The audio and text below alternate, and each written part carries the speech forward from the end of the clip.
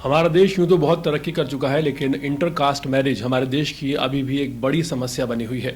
अंतर जातीय विवाह, दूसरी जाति में शादी कर लेना एक इतनी बड़ी समस्या बनी हुई है जो पिछले कई कई दशकों से चली आ रही है, जिसे कट्टरवाद कहते हैं, वो लगातार बना हुआ है। एक दिल दहलाने वाली खबर आंध्र प्रदेश से आ रही है, जहां एक दलित युवक का एक लड़की से शादी करना इतना महंगा पड़ गया कि लड़की के पिता ने ही लड़की का गला काट दिया। मिली जानकारी के मुताबिक मामला दरअसल आंध्र प्रदेश के चित्तूर का है।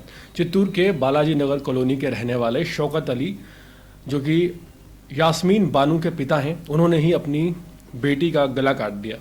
और इसकी वजह बताई जा रही है कि क्योंकि उस लड़की ने एक दलित युवक, जिसका नाम साई तेजा बताया जा रहा है, उससे शादी कर ली थी।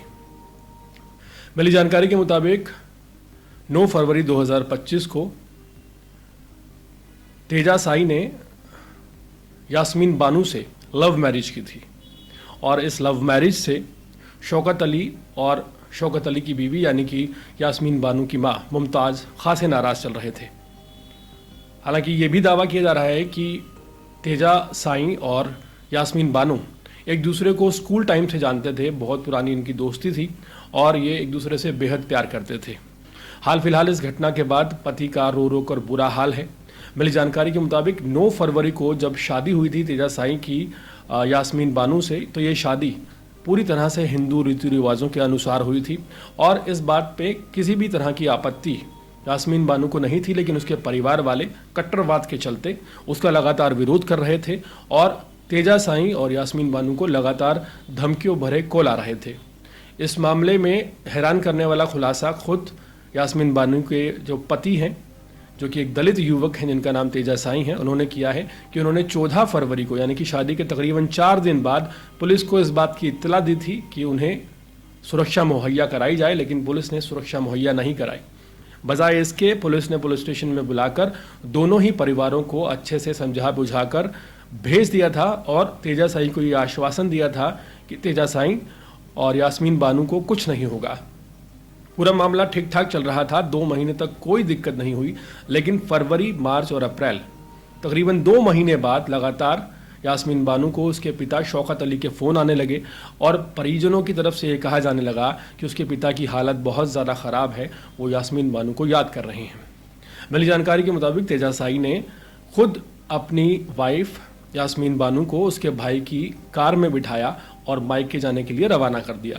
लेकिन जैसे ही वो मायके पहुंची, उसके एक दिन बाद तेजा साई का यास्मीन बानू से संपर्क टूट गया। जब वो इस बात की छानबीन करने के लिए वहां पहुंचे, फ़ोन पर उन्होंने बात की तो उन्हें बताया गया कि यास्मीन बानू ने खुदकुशी कर ली है और उसका शव मोर्चरी में पड़ा है।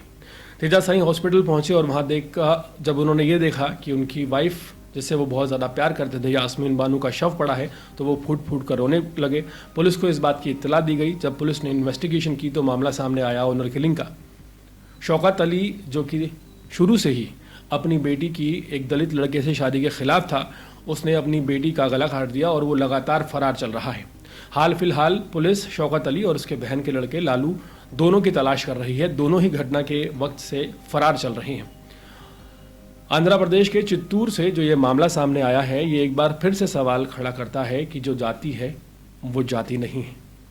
एक युवक जो कि बहुत खूबसूरत दिखने में था, इंटेलिजेंट था, उससे यास्मीन बानू बहुत प्यार करती थी, सिर्फ इसलिए क्योंकि उसकी जाति अलग थी, उसका रिलीजन अलग था।